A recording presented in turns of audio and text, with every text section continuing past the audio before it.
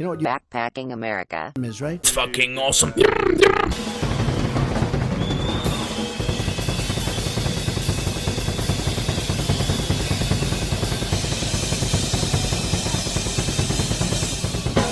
It's Backpacking America, an analytical podcast.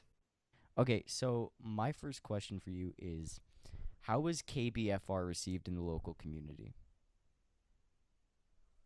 Oh, KBFR was, we started it in 1999, and it ran until about 2004, 2005, right around there. And then it had several incarnations after that with different groups of people, but I ran the first incarnation of it. And then the equipment that I had purchased was used in those next incarnations up through about, probably 2010, 2012, somewhere in there. So it kept running. So, and there are still pirate radio operators in Boulder, Colorado, which is where KBFR was. So the way people reacted to it was because radio was still a big deal. The internet hadn't really taken off. I mean, it had, but there wasn't a lot of media on it. There wasn't a lot of podcasts hadn't been invented yet. So radio still mattered, right? So we had somewhere around 45 to 50% of the community was listening to us regularly, because we found this out by going to auto shops in town and asking the guys who ran the auto shops what the radios were set to in the cars. And it was about half of all the cars in Boulder had KBFR as what they were set to. So we knew people were driving around town listening to KBFR, and it was real pirate radio, no commercials, kind of out there. We had some pretty wild stuff going on, and so it was super popular. We had probably at one point, probably 50 DJs, volunteer DJs, who had their own shows doing an incredibly wide range of stuff. It was all, driven by the community. That's amazing. That's amazing. How did you, when you say incarnations, what do you mean? Like, was it shut down for a period of time, or? Oh, well, yeah, all pirate radio gets shut down. I mean, we were running a 150 watt transmitter, so we covered all of Boulder, like any professional radio station. Plus, the guy I started with, I'm Monk, and his name, he went by Sparky, and he was a double E with a deep knowledge of RF, engineering, radio frequency engineering. So we ran the station like a professional station. The signal was crystal clear and clean. We used professional level equipment. The way it happened was in '99, they were about to start up low power FM, LPFM. They were about to start allowing licenses for small community stations to be born. And so I wanted to do that. So I ordered equipment from Europe, because you couldn't really buy it in America at the time. And the equipment was expensive. It was like $5,000, maybe $7,000, something like that total. And so I ordered the equipment because it took 6 or 8 months to get here. And when the equipment showed up, by that time, they had effectively gutted the LPFM law. And it was National Public Radio and National Association of Broadcasters, along with 2 senators, that these 2 organizations had effectively bought off. They had made it so you could only get a license within a third adjacent channel, meaning you had to have 3 clicks between stations. So if you lived in an urban area where there was other stations, or frankly, where there were people, you couldn't get an LPFM license. So, which really pissed me off. So this equipment showed up. I couldn't get the license. So I could either put it up on eBay and lose some money, or I could say, fuck it. I'm going to turn it on. So I said, fuck it, I'm turning it on. And Sparky, I turned it on. And one day Sparky, he emailed me, because I was announcing the email I was using. And he said, hey, you need to tune this thing. Your antenna's all screwed up. And I'm like, who the hell are you? And he told me who he was. And, like my initial contact with you, cautiously, we went through a dance to figure out if each other was real. And we finally met for coffee, and he was fantastic. I mean, basically, between he and I'm a software guy. So, a software and recording guy. So we had me on the studio side and him on the engineering side. And we had a real professional radio setup. And basically, it just took off from there. So that was the first incarnation. The second incarnation was after we got busted. About every 10 months, 10 to 12 months, an FCC agent would show up. And the first time they showed up, this is where I figured out the FCC doesn't have any real power. Even in your states, you know, like New York and New Jersey and Florida that have laws against pirate radio, the FCC still has no power. What all that they can do is they can give you a thing called a notice of apparent liability, which is a fine that they can give you that's up to $11,000 a day and up to a year in jail. But it turns out the FCC has no way to enforce that. They don't carry guns. They don't have badges. They can't arrest you. They can't shut you down. They can't do anything. They can't. So all they can do is fine you. And it turns out they don't really have any way to make the fine stick either, unless they can find a court someplace that will look at this and say, yeah, we're willing to enforce an FCC rule that doesn't happen to be a law anywhere. So other than New Jersey, New York, and Florida. So basically we figured this out. I had an FCC agent show up at my house. This is when I first started, where I was running the station from. And he came to the door. He said, yeah, this FCC, we think there's an illegal FM station here. And I looked at him, and I knew better than to talk to him. And I said, I don't know what you're talking about. And I shut the door. And I went downstairs and I turned off the transmitter, and they waited around about 30 minutes and then they left. And I thought to myself, this is weird. So I did a bunch of research, and I figured out that if the transmitter's not on, they have no right to be there. They also have no right to be on your property at all, period, unless you invite them. So never, ever speak to an FCC agent. If they're on your property, ask them to get off. Tell them they're trespassing, and they have to. So what we figured out was that if we moved the station, every time we got an FCC visit, it reset the clock. You know, they couldn't say that it was the same station. They had to start over from the beginning. So they couldn't create a record saying this is the station, this is the guy. We can start fining him $11,000 a day, starting from here until, you know, he shuts it off. All you had to do is move it, and it started the clock over again. So we had a whole network set up of our DJs and our listeners, where we would take a box, and we would put the transmitter in the box along with a laptop and a mixer and a cable that ran out of the back of the box up to the antenna, either in a tree or on the house's roof. And then we used a Wi-Fi connection to connect to the internet. And we had our studio in a different part of town, and we would stream from our studio to that box in somebody's backyard. And we put a big sign on the box, a big piece of tape across it that said, ham radio repeater. And whenever the FCC would show up, they would knock on the door, and the people would answer the door, and the FCC would say, hey, you have an illegal transmitter. And they go, we don't know what you're talking about. And they say, oh, look, there's the antenna right there. Oh, no, that's the ham radio repeater. The FCC would say, no, that's an illegal FM station. And the people would act, oh my God, we didn't know that. They told us it was a ham radio repeater. And they would then take them around back, and they'd say it was a locked box. They couldn't open it, right? So they'd say, well, you know, it was a guy at a party who said he'd pay for our internet if we let him put this ham radio repeater here, you know, and connect to the internet. So yeah, we let him. We don't know who, you know, I don't remember his name. I don't even know his phone number. He just checks it once every month or two. So then the FCC would always say, hey, can we just take it then? And the people were instructed, no, it's not ours. And then they would unplug it. And the second they unplugged it, there was no reason for the FCC had no right to be there. And that's what they were instructed to say to the FCC. So, you know, we won't plug it back in. We'll get rid of this. We'll send it. We'll find the guy that owns it. I think Joey knows their number. Joey's not here.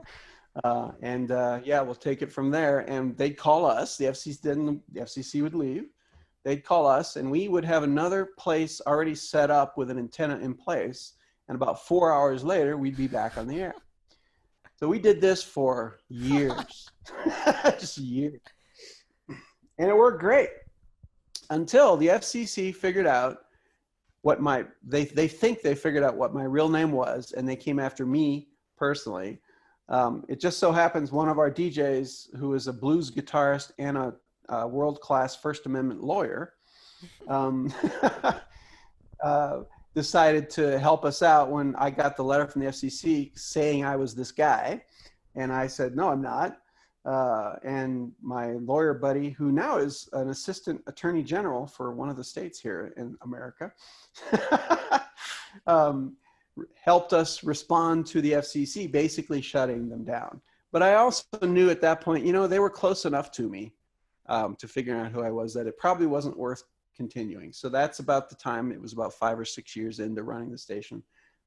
I figured, it's time to either pass it on or to shut it down. So we decided to shut it down for a while. And I got contacted by some of my old DJs and some other people that really missed KBFR about probably 2 years later, year and a half later. And I passed all the equipment on to them. So basically we passed the equipment down, and I helped them, set up the same kind of setup we had. And I showed them how to run all the stuff in the software and basically everything you need to run a pretty professional radio operation on a shoestring. And they set it up and they started another KBFR, and same situation. They used the same model and they ran for probably 3 or 4 years. And then they shut down because the FCC figured out who the main guy was there. And then about a year later, another group picked it up and, did the same thing for a few years. And that was probably somewhere in the 2010, 2012 timeframe. They went ahead. Actually, the guy who was running it moved to another part of the state, and he got his own equipment and left that equipment here, which is in somebody's hands in Boulder right now. I think that they're still running as Green Light Radio. I believe they still have something up on the air. I don't live in Boulder anymore, so I don't know, but I believe they're on the air. If you search Green Light Radio, I think they have their website up. That's sick. Still. So that's kind of where KBFR ended up, was turning into this over time. And it's, a whole series of people. Green Light Radio Boulder, Pirate Underground Radio. So why does the FCC maintain such a tight grip when, most people only listen in the car for such a short duration of time, or when their Bluetooth isn't working? Well, they didn't used to. I mean, people of your age have never not known the internet, right? Well, that's the majority of people. That's not true. So the radio actually is still a huge business too. And at the time, there was a company called Clear Channel, which then turned into iHeartRadio. But Clear Channel owned, thousands of radio stations in America. So to them, we were that's what the NAB, the National Association of Broadcasters, represented Clear Channel and other stations like them. That's why those are the guys that killed the LPFM license, because they saw that as a competitor, low power FM in a community radio. They saw that as competition to their commercial business. If you could tune into good radio with great music and no ads, you're not going to listen to the commercial radio, right? And similarly, National Public Radio had the same reaction, which is if people have an alternative to National Public Radio, which is good music and people saying fuck on the air sometimes and having a good time and much more real community-based radio, they aren't going to tune into NPR. So they partnered with the evil corporate guys. This is why I've never given a penny to NPR. Those fuckers can eat my dick. So those two organizations, large public access, or rather large nonprofit radio and large for-profit radio, basically combined to shut down real community radio run in the communities. So, I mean, that's really kind of what happened. And that's why we're where we are today. I think that the reason the FCC got upset was that they are effectively funded by the fees paid by places like Clear Channel. So the FCC is essentially a protectorate for mostly the for-profit guys. So when the for-profit guys called up the local FCC office, and it was always a for-profit station that called and complained, at a Clear Channel station, the FCC guys would send an agent out to find us and shut us down. So it was really the for-profit commercial entities using the FCC as a club to shut down a competitor. So it was really predatory capitalism at work. Jesus Christ. So basically, the Christian station that shut you guys down, I'm assuming, was one of those private entities that felt threatened. Well, no, they actually managed to get a hold of our frequency. They got a license for our frequency, which had been empty for years. But they were in Denver. They weren't in Boulder.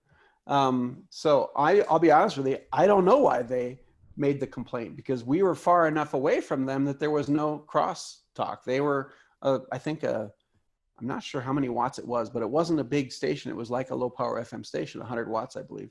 And they were in somewhere in the southwest side of Denver. And we were in Boulder at the time. And they really, they basically heard that we existed. And, there's a pirate radio station on 95.3 FM called Boulder Free Radio. But we're a Christian station. And these guys were like born again evangelical Christians. And we were definitely not. So I think the fact that if you were driving from Denver to Boulder or Boulder to Denver and you were listening to us, and then you went to Boulder, you'd hit the Christians and you'd complain to them. And if you were in Denver and you were a Christian and you drove to Boulder, you would hit us and you would go from hearing about God to hearing about, what an asshole Bush was, fuck that guy. That's the kind of stuff we would say back then. You'd get really upset and you would complain. So that's probably why those guys reported us. So with my next question for you is the Preventing Illegal Radio Abuse Through Enforcement Act. How is this law that Trump signed into executive? It was an executive order, right? How has it affected current stations? I'm not familiar with it. I had heard about it, but I didn't. Since I don't do this anymore, I didn't check. So tell me what it's called again. Preventing Illegal Radio Abuse Through Enforcement Act, the Pirate Act.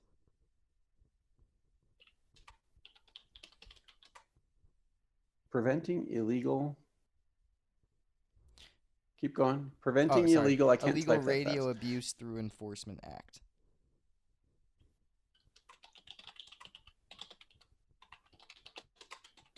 So So I'm pretty sure I know what this is. Yeah, I see it here.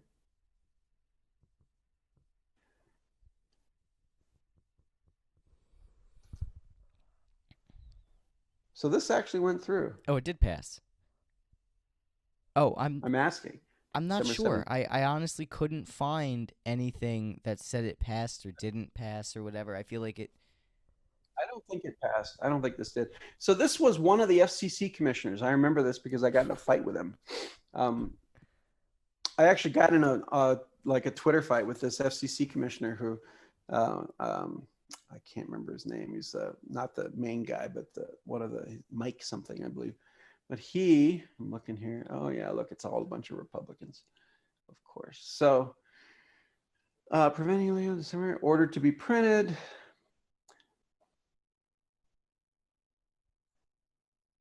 So basically it's making the fines much higher. Okay, now I'm remembering. So the idea was to give the FCC more ability to make it more painful to be a pirate. And this was FCC Commissioner Mike something. So whatever, I'm almost positive his first name is Mike. Let me see if I can just find it here.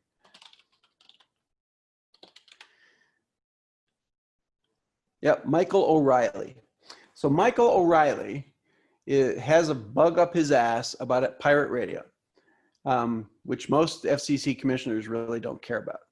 They all know radio is a pain, but he is kind of in the back pocket of the existing radio companies that are out there, the Clear Channel, I guess iHeartRadio now, companies like that. So he is one of their proxies. So he comes from that world and he became an FCC commissioner. When he leaves being a commissioner, he'll go back to the radio world. So this commissioner basically came in and he is trying to make it harder for pirate radio to be out there to compete with the commercial radio stations, because he's one of these guys out of the commercial radio world who is now in government, making it harder for people to do things that are relevant to the people. So anything that has to do with the people and with community and doesn't have to do with making a profit and capitalism, is evil in his mind. So what he did was, I remember he wrote to a local newspaper here in Colorado about how evil pirate radio was, because the newspaper had written a story about some pirate that was in a town nearby. And that had never happened before. An FCC commissioner had never written a letter to a local newspaper about a pirate before. So it became kind of a big deal in the pirates around here in our state. And so I got into it with him, basically saying, this is bullshit. Since when does the FCC commissioner comment, in a local newspaper, send a letter to the editor in a local newspaper about a pirate radio station and telling the newspaper they shouldn't be writing stories about it, glorifying pirate radio? And I read the story in the newspaper, and it was not glorifying public radio. It was saying, we got a pirate in town. That's what it was saying. So,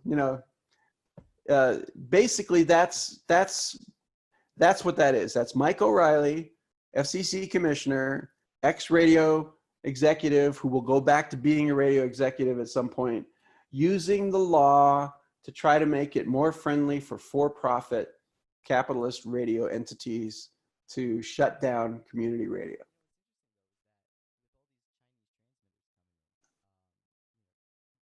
Are you with me?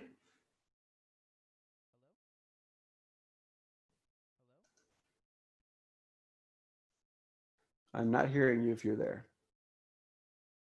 Yes, now Okay, I can cool. actually hear you. I need to turn my gain all the way up on this thing. Actually, I like using the line and input. Oh, this is nice. Okay. So the question I wanted to ask before we had our technical difficulty was, it must be a real pain in the ass for the FCC currently because of all these, Neo RF Neo transmitters and the Reticus and all those things. Do you think why do you think there's a growing number of stations, and do you think the pandemic caused this new wave of interest in pirate radio? Well, I think part of it's cost. I mean, right? What is like transmitters are $100. The transmitter we used was a broadcast warehouse transmitter, and you couldn't buy. There were no cheap Chinese transmitters back then, so it was a $3,000 box at the low end, right? So you were going to drop at least several $1,000s to get a pirate radio on the air, which meant that either somebody with money or a group of people would have to put together, the money to make it happen. Today, anybody with a job at McDonald's can put enough cash together to spend $150 to put up a reasonable FM station. You just need a Bluetooth. I mean, basically you need an iPhone, a cable, a 15 or 25 watt transmitter, and a cheap antenna, quarter wave antenna, and you could cover half of a small town, no problem. So that's, I think, why you see so much more. It's just got so much cheaper to do it. Do you think it's causing like a serious issue for the FCC? Like, do you think they'll be almost unable to enforce it, especially since churches and drive-ins have been using them, albeit unlicensed, just to do their services? I'm pretty sure that the FCC agents think it's a pain in the ass and stupid to even try. I do know that because you've got this FCC commissioner who's got a hair up his butt about pirate radio, that they have to, and it is part of their job to do it. But they definitely have more important work to worry about with spectrum than they do, because they're in charge of all spectrum, from cellular to garage door openers, right? So for them, this is generally something that the community likes. Most communities like their pirate radio stations, and the local FCC office is made quite unpopular by going after and shutting down pirate stations.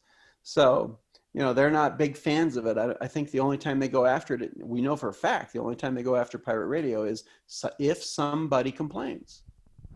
That's what, they don't go out looking for you. They only come when someone complains, and it's almost always a commercial radio station of some sort, or your local, national public radio station will often be that complainer as well, because they see you as competition for that. They aren't really all that different than commercial entities. They get their money from their membership, and the more members they've got, the more money they bring in. So if people aren't listening to the local NPR station, they aren't becoming members. So they see pirate radio as competition too. So they also call the FCC and they say, hey, listen, we're a licensed station and we've got this unlicensed station 2 clicks away from our station, or, down the dial, that people are listening to, not listening to us. You should go bust them.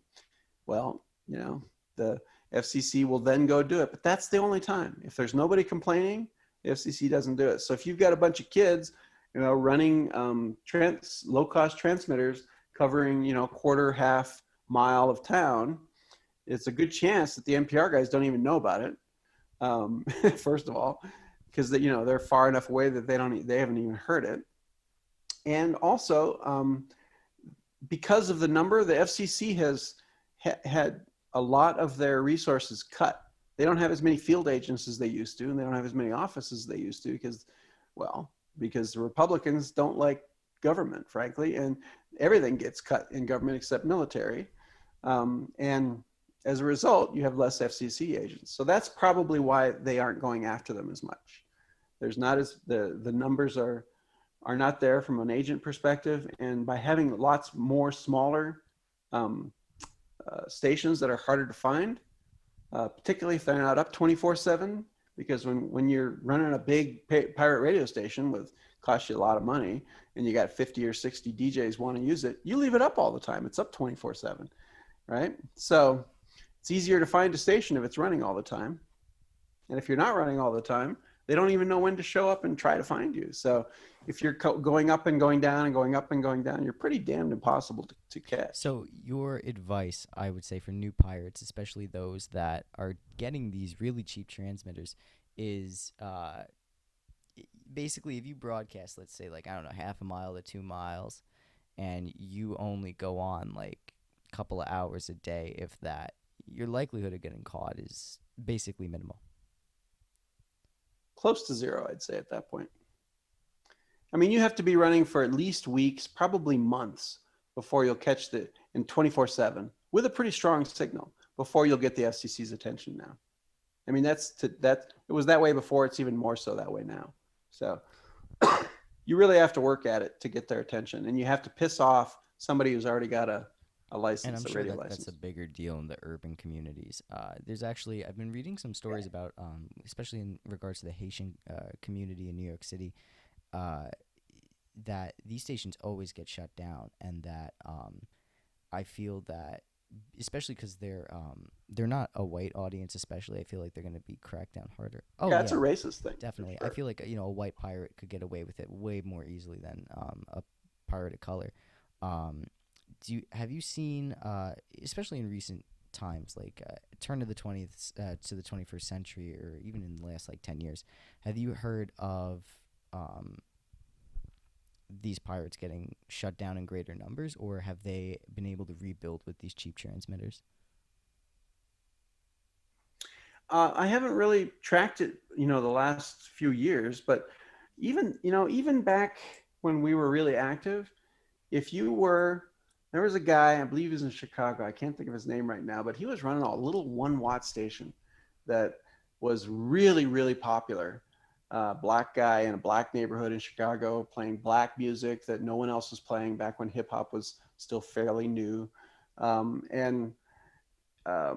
He would get visited almost every day by the FCC agents because it pissed them off that he was running this station that was just barely over legal. 500 at the time, it was 500 milliamps was the part 15, which is, the super low power radio is legal down, like you got a little transmitter in your car, right? That you can send to your car radio from, your phone or whatever. There's a thing called part 15 that makes that legal at a very, very low power level. And he was like, literally about twice the power of this super low power level. And it just covered a few blocks where he lived. And they just busted him constantly because he was black and he's playing music that was super popular. And the existing radio stations were scared shitless that it would catch on and other people would start doing what he was doing, because he was a poor black guy who basically put together something with no money that became massively popular. And people were giving him money to keep this thing going. They were basically funding him to be on 24/7. So I would say that's part of it, is that they're on 24/7. So it doesn't have to be high power. It's really, they're always there. If you're always on 24 hours a day, 7 days a week, you are easy to find. You're broadcasting. I mean, the first time I got found by somebody, even before the first FCC visit, it was a guy who lived, I don't know, probably half a mile away. And he was a radio enthusiast, and he was a ham radio operator. Oh, and no. ham They're radio the guy. worst. Yeah, they hate pirate radio, or they like pirate radio. He happened to want to be a DJ on an FM station. But I'd say 20% of them think it's cool. 80% of them want to see you shot in the head. He was one of the 20%. So what he did was he took his battery powered FM radio, he unscrewed the antenna, and he drove around until he got close enough to where I was that he could see my antenna on my roof. And he came and he put a sticky note on my door going, "Hey, I love KBFR. Can I be a DJ?" And I'm like, "Wow, what the fuck? How did you find me?" And he goes, "You're broadcasting, dude. You're easy to find." And it's true. If you're up 24/7, people will find you. And here's what we found. Whenever we set the transmitter up someplace new, there are these guys called T-hunters, transmitter hunters.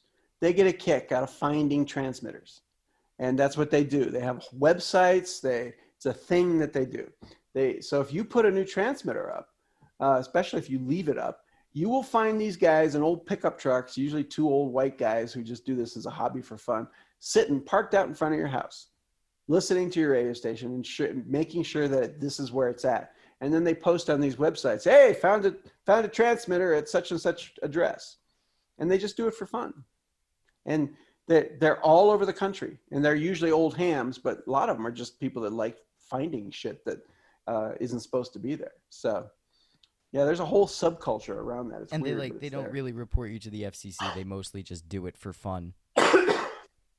Yeah, it's really among themselves. It's like people who play LARPers who do stuff that is in the real world kind of gaming stuff that they do.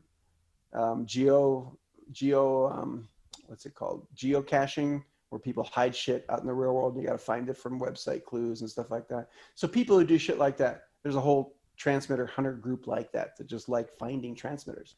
So if wow, that's awesome. Like I guess this goes to my next question. Well, not really, but is the LPFM service made to be difficult to acquire a license by design, or is its difficulty merited to ensure there isn't an overwhelming amount of radio stations?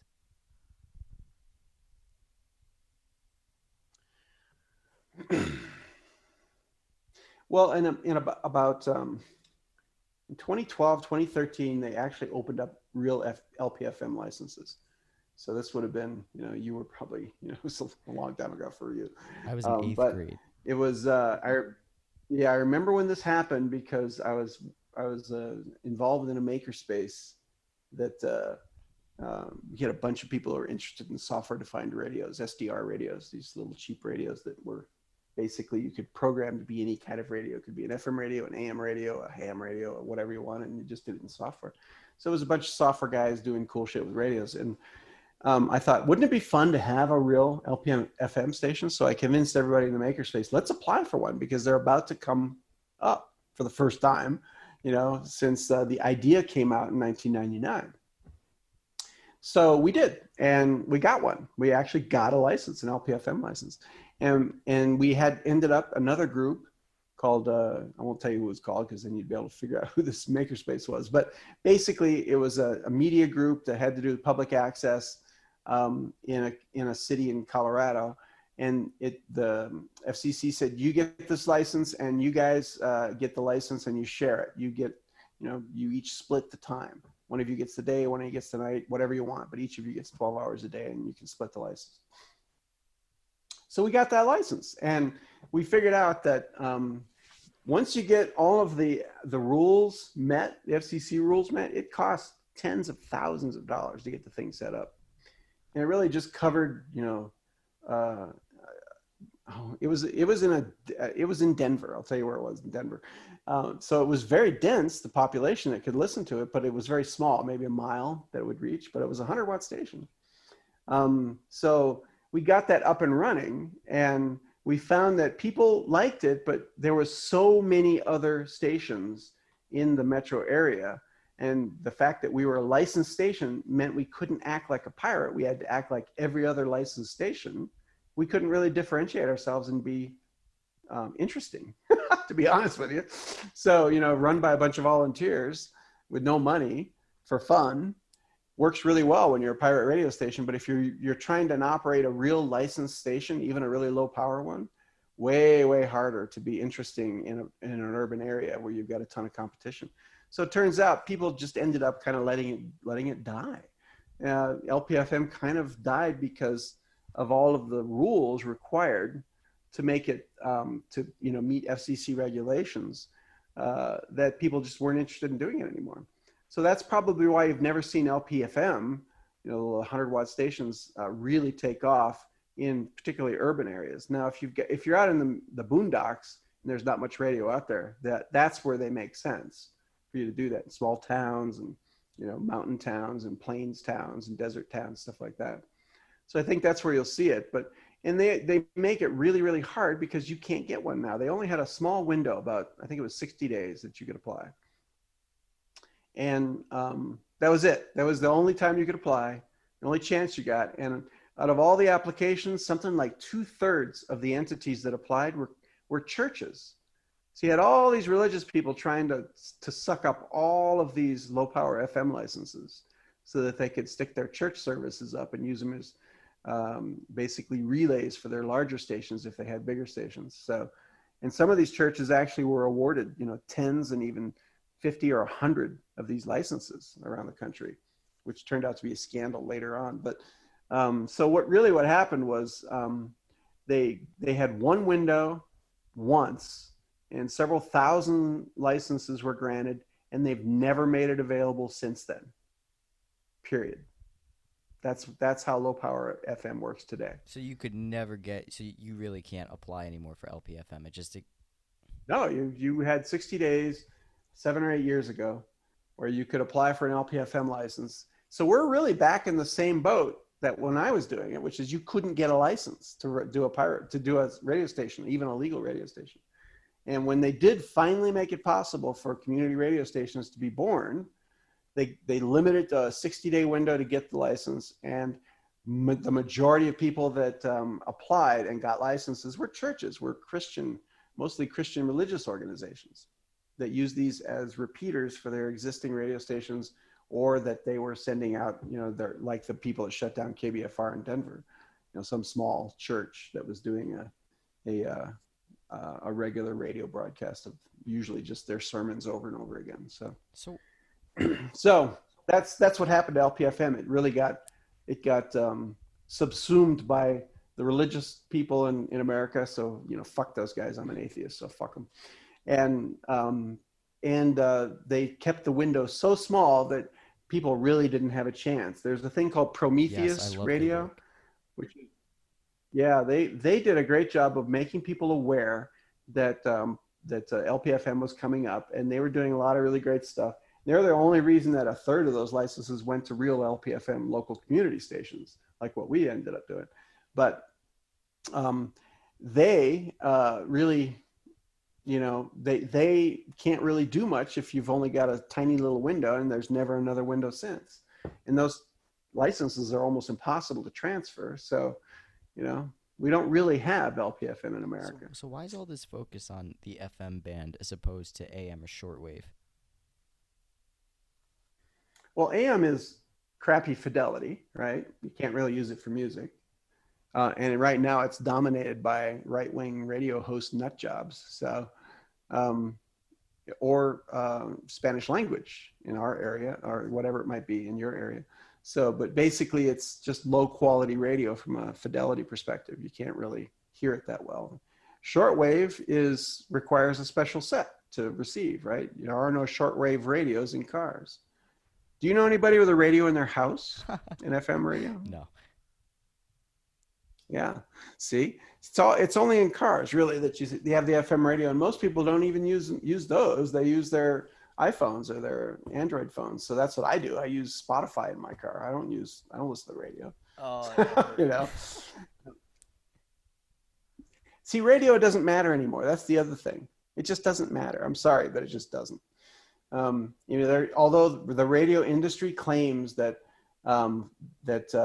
over 150 million people listen to 10 to 14 hours of radio per week in America. That's their claim. And I believe that that's probably true to some degree, but I'm going to bet you that's the radio that's on in the kitchen at the, at the restaurant that is just always on, or, the background radio in a dentist's office, or, somebody or people driving in their cars, which is mostly listening to NPR type stations in cars. Otherwise they're running Spotify or something, because it's gotten cheap enough now where phones are, close to free, and even a free phone has got enough space on it to put 150, 200 hours of music without even a blink. So, which you can get free on the internet very easily. So basically it's, there's no real good reason for radio anymore. Wow. So FM radio. But that's just so interesting, because it's like, why would even like corporate radio, right? Like, why even report pirate stations if radio's basically dead? Like, there's almost no point. Well, it's really not dead. There's still a huge multi-billion-dollar business there. It's like newspapers, right? Newspapers are a dying business. But what's gone on with newspapers is they're being bought up by hedge funds. These vulture funds. Vulture funds are doing the same thing to radio. They're buying up radio and they're squeezing every last cent of profit out of it as the industry dies. That's what's going on with radio now. That's like what's going on with newspapers. So over time, what happens is you get these community resources that are effectively squished down to the absolute minimum. They've squeezed every penny out, and then once it's a dried up prune, they throw it out. So that's what's happening to corporate radio as well. Like Clear Channel went bankrupt, right? That's where iHeartRadio came from, is Clear Channel couldn't keep up with the loans that they had taken out to buy all the radio stations. So they went bankrupt and they got bought by hedge funds. And the hedge fund people now are just squeezing the radio that's there to get as much profit as they can for as long as they can, until poof, it's gone. And radio frequency at some point, probably in your lifetime, will probably be reallocated, most likely to the cellular spectrum, because it's down on the spectrum, which is really good at going through walls. So that's the kind of stuff that cellular wants. That gave me goosebumps. I don't want to think about that. My other question for you is, it's actually involving these transmitters. Why are the Chinese pumping out these transmitters? Like, is it legal in China to broadcast on those devices, or is it strictly marketing to Americans? Well, it's marketing to the world, but no, it's definitely not legal in China, but who cares? And China loves fucking around with the rest of the world. So of course they don't shut that down. It's like, where do you think all the fentanyl in America comes from? Oh, I don't know. It doesn't come from Americans. It comes out of China. The vast majority of fentanyl, You know what fentanyl is, right? Yeah, it's not good shit. This is bad stuff. Very, very powerful drug. They cut it with coke. Used coke, and that's how people die from yeah, it's like, yeah, that's right. So, and almost all the labs for fentanyl are in China, and most of that stuff comes over on the ships, hidden in the ships. So the same kind of stuff happens with equipment too. So, FM radio stations that screw with the U.S. government, or the German government, or any other governments, anything that destabilizes democracy-based governments, China's all for that. And low-cost, high volume transmitters is one way to do that. That's basically how Castro took Cuba, was pirate radio. He used radio to convince the population that he was winning the war, and he would set up a radio. So he had this small group of people that beat the shit out of a bunch of local soldiers in a small town. He'd set a radio station up and announce what he had done that reached just far enough that it would hit the next town. And he would announce it, and he would get these soldiers on and have them talk about how strong he was and how he beat the hell out of them, and then all the people in that town would follow him. Now, poof, his army just doubled in size. He'd go to the next town, do the same thing, beat the shit out of the army there, set up a radio station, talk about how he just beat the shit out of the town he came from, and this town, and they bring the people on. The soldiers would say how they got the shit beat out of them and they were going to join him. And poof, within 9 months, he'd taken Cuba over because of pirate radio. So it scares the shit out of people. Governments know the power of an unregulated media. like pirate radio. It scares the hell out of them. Even to this day, if you think about it, all you need is a car because everybody's got an FM radio in it, and if somebody has, you could still use radio to incite massive, civil disobedience and unrest if you did it right. Oh, now China knows that. that's actually making sense. It's not just the corporate profit; it's a stability issue. Oh, hell yeah. I mean, media is a scary thing to governments. Look what Trump's doing now. That's the first thing he did was he tried to make the media he did nothing but call it fake news over and over and over and over again, until people believed it. It's like, and that was Goebbels' trick. That was Hitler's trick. If you repeat on a lie often enough, it becomes the truth. That started with the Nazis. They were brilliant at that shit. So that's what our current government is doing. I believe in media democracy because, especially with like a lot of the, like with NPR, for example, I have a lot of beef with NPR myself because they've actually killed the podcast format and just really tried to I like to say gentrify it. The more people that have a voice, the more, society can function. And honestly, I don't even see America as a democratic society anymore. Now I see pirate radio as essential to resistance.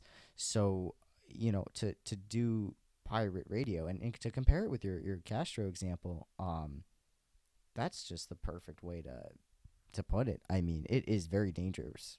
What pirates do is destabilizing to the government. Most pirates just do it for, to play cool music and to just, breathe a little bit on the air. But really, like, there's a lot of political capital in pirate radio stations. There can be, yeah, there absolutely can be. The thing is, though, you have to make the other media not as valuable. So you'd have to, as you see other media being shut down, I'm going to bet you that those small transmitters in China are finding their way into small communities in China. Wouldn't surprise me. But I'm going to bet that the government keeps a very close eye on that shit because they're not stupid. They know how they took over. The communists in China have a very clear idea of the power of media. That's why they try to control all of it. And that actually makes sense now that, like, that they're sending it out here. I was thinking that in the back of my head, like, I don't really believe a lot of the imperialist propaganda about China, but it does make sense that they're going to send, especially in the wake of this pandemic when people are very upset about the way the United States handled the pandemic, and especially considering how a lot of the socialist left is in the youth and not in the older publics, that they would send over these transmitters and sell them, especially market them now, to churches and to the elderly and to a bunch of bored kids. It makes a lot of sense that it would be like, hey, let's give these people the ability to just take over the airwaves. Also, but keep in mind that what you've got is you've got government capitalism in China too, though. I mean, they're still capitalists there, and they're still about making a profit. They're happy to build shit and sell it to us. The entire internet became nothing but how do we sell more shit to more people? That's what the greatest minds in the world now do. That's all they do. They try to figure out how to sell more shit to more people, which is disgusting to me. There was so much promise with the internet, and we fucked it up. We did not build enough into it to protect ourselves from the capitalists. And capitalism is not inherently evil. It's just amoral. Its job is to make everything as efficient as possible. And to make things efficient, you basically have to eat your young eventually. So, capitalism, I used to be a libertarian, and I have now probably I'm somewhere between a communist and a socialist. So, over time, as I've gotten older, most people say, oh, you get a lot more conservative as you get older. And I'm like, yeah, only if you're not thinking. If you stop thinking and you stop learning, that's probably true. But if you keep thinking and you look at the world around you, you find that no, it makes much more sense for us to be what matters, not just me. When I look at a Republican, I see somebody who thinks about me. When I look at a Democrat, I think about somebody who thinks about us, the we versus me. So, and it's that simple. That's really what it comes down to from a political perspective. And pirate radio is all about we. It's about us and the community. So It's not about making a buck. Yeah, I agree. I mean, even what you said about the internet, Web 1.0 was really where it was at. I mean, that's where there was the hope for media democracy again, and it was I feel like we see a lot of that hope with podcasts, where the spirit of pirate radio could be found in podcasts. At least that's what I do with mine. But there's also that heavy shadow lurking over podcasts. I mean, we see it with Joe Rogan, where he makes millions of dollars just spewing crap. I mean, like, it's executed well. His podcast is executed well, but I have to say he has nothing of substance to add to the conversation. And a lot of these podcasters also take after NPR, and they really try to copy NPR. And you basically have like a lot of these guys that have the potential to do whatever the hell they want, ending up just copying NPR or copying like radio stations that are like, like PBS or whatever, or BBC, just to make a quick buck and seem marketable. And then they take like a month to produce an episode that's 20 minutes long and is just boring to listen to. Yeah. Podcasts. So I was involved with starting podcasting, and the thinking there was that there were several small companies that started, like Podcastage and Clickcaster, and I can't remember all the names now, but basically there were about a half a dozen of us that started doing audio, RSS feeds with audio on the internet, which is what a podcast is. And the word podcast had not been invented when we did this. And we did it because for us, it was pirate radio for the internet. That was the idea behind the initial podcasting startups. And you're absolutely right.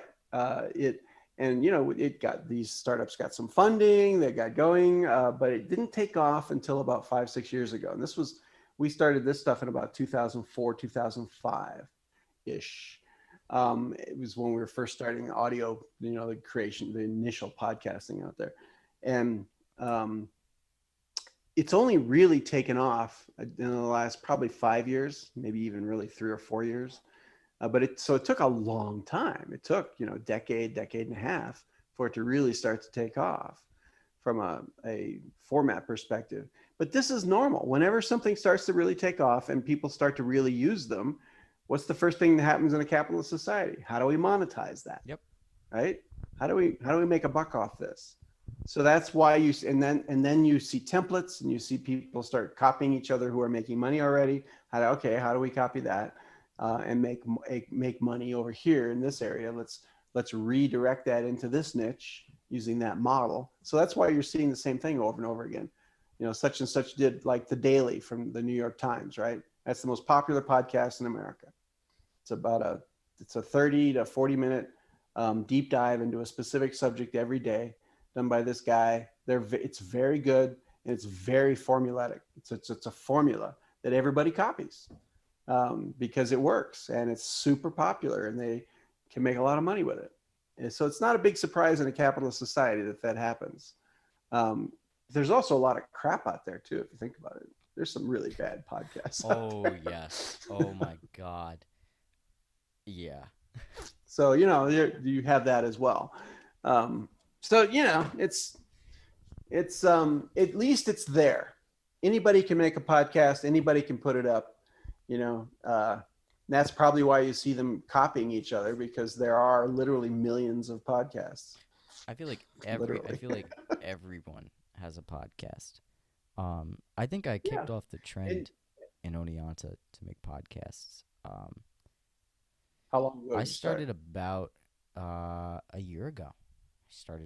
And since about my half-year mark, I saw a lot of people just starting to make podcasts, and I was like, "Oh, I feel threatened, but this is also great." Like, yeah. I mean, that's when a media type takes off. That's a good thing. I'm really glad, because I'm a mass communications major, and usually like the only people that have like a portfolio and do work outside of their major classes are the music majors. And I was like, well, mass comm, we don't have any of that. We don't have people like doing, I mean, people do the college radio station up here, but, very small amount of people actually DJ. And I don't know, maybe 50, 60 people. I mean, it's not small for a radio station, but for a major it is. And there was no monopoly on podcasts. So I was just like, fuck this. Like, I gotta start doing this, like, to look good for an employer. Like, that was originally the whole goal, was like, I need to look employable. And then I realized, like, yo, I could literally just disseminate my own opinions and, like, talk freely. Yeah. And then that's just what I did. And I noticed that more and more people were just getting interested in podcasting. They were like, how'd you do this? How do we start one? I was like, oh, okay, cool. Like, I'll help you get started, sure. Like, because, one thing I really didn't want to do was be competitive with other people, even though initially that was my reaction. I knew that, to have media democracy, you need multiple people to participate. So I always try to see, people as, how do I work with you instead of working against you. Yeah. So I got to ask you a question. Mass communications, is there such a thing anymore? Actually, I am the last mass communication student, last set of mass communication students, because we changed the major my freshman year. So they basically said, okay, now everything's media studies, but if you're in mass comm and that's your major, you can still continue the major coursework, but half of the classes we offered are no longer available. And if you drop your major, you have to take media studies. So, yeah, basically, I got an education in broadcast media, and all the other kids got a more modern education. So, I basically know how to work in the 1980s up until 2005, i.e., I'm not really marketable. Yeah. So why did you keep doing that? um, I really just like the older stuff, and I don't think that, like, I may not be as savvy with the social media stuff, but like that's nothing I can't learn on my own. And even like with radio, setting up the pirate station and like the podcast and all of that, that was all stuff I learned on my own. Like, there were only two classes I actually took away anything production wise and technically from, and it was studio production, which taught me how to run television station, and that was actually a really technically important class. And then there was intro to audio production, which taught me how to use Adobe Audition and DAWs, and taught me about decibels and like sound volume and all that great stuff. So those are the only two classes where I was actually like, oh, this is what the technology is like. So most of the major is really just communications theory, and that's really unfortunate. So I realized, like, I know nothing about how the fuck radio works. I know nothing about how television works. Like, and I really like radio because it's not as much of a pain in the ass as video is. So, and I have more fun with it, and I could just express myself in a lot more concise way through just speaking. So I said, fuck it, I'm going to focus on public radio, and that can translate into podcasting. So knowing just how the technology works and, like, producing, a podcast and a radio show, that makes you infinitely more marketable than if you didn't do any of that stuff. And it's also very important because now because I'm an activist too and an organizer, so it's like I could teach people how to do this to actually make the world a better place. And then if I need to make money, I could go work for a small station, or I could go work for, the enemy or whatever, and then, go do my community activist shit on the side. So that's kind of like why I stuck with it, because I like older things. I have an appreciation for radio. I have four radios in my house. So I still listen to radio, and it's just important to me. I don't really find a connection to computer science or like to the internet stuff. Like, I tried to do a shoutcast multiple times, and I was just like, what the fuck is this? Like, it's just easier for me to connect a transmitter, plug it into my interface, and then plug the interface into my computer than it is to fucking I understand analog stuff way more than I understand digital stuff. Interesting. You ever hear of Stephen Dunifer? This is Stephen Dunifer. Stephen Dunifer was he's the old man version of what you are interested in doing. He's a social anarchist. He basically traveled around the world teaching people how to do pirate radio, how to build their own pirate radio in places you couldn't buy them. I mean, there was no cheap Chinese radios back then. So, so that's what he did, is he taught people down in South America, here in the United States. He started a thing called Radio Free Berkeley. You should check into his history. I think he's still around. I believe he's still giving classes in San Francisco on how I to was build just pirate there radio. last year. Oh my god. I gotta look this guy up. Yeah, Is there look anything, at any these stuff. last words you want to say for Free. the folks that are gonna listen to this? eh, Just, if you want to have a voice, one of the great ways to do it is, as you were talking about earlier, is really you've got a lot of options from podcasting to low cost pirate radio. And there's something really cool about radio in that it's very personal, more than regular media, more than a YouTube and things like that, because people listen while they're doing other things to radio and podcasts. So, and you're talking directly to that person. It's probably the most personal media that exists is audio media. So, from a powerful media perspective, that's probably the place to spend your time if you are really into creating media. That's what I would do. And if you want to reach people in your neighborhood and your community, pirate radio is a great way to do it and a cheap way to do it now. If you're willing to take the fairly minimal risks, as long as you're not in New York, New Jersey, or Florida. Thanks for listening, y'all. Make sure to give BPA a follow on Instagram at Backpacking America and Twitter at BPA Podcasting. Make sure to like BPA on Facebook and subscribe on YouTube. The links can be found in the podcast description. Until then, take it easy and stay breezy.